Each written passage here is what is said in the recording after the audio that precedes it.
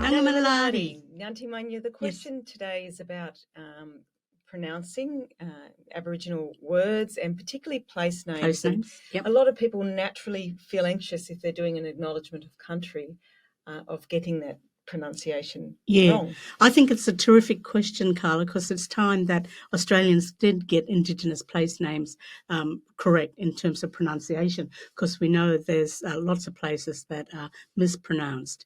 One of the basic ways, of course, is getting in touch with the local language group, their speakers, and ask them how to pronounce. I know the person that wrote in asked about pronouncing Bidjanjara and Narangeri. You wouldn't know necessarily how to pronounce those words if you didn't speak to those speakers. But the general rules are, Carla, P is not in our languages. It's closer, sounds more like a B. So a well-known Indigenous nation like Pitjantjatjara is actually Bidjanjara. There's other differences.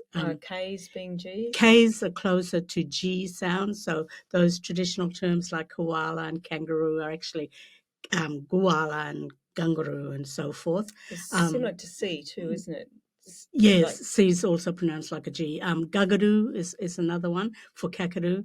It's just about opening the ears and listening to correct pronunciations. I heard someone the other day talk about the Noongar people of Western Australia. That's a wrong pronunciation because he was being fooled by the G towards the end. With Aboriginal words, it's the accent is placed on the first syllable, not the second. So it's Noong ah, like the G is almost silent. Noong ah.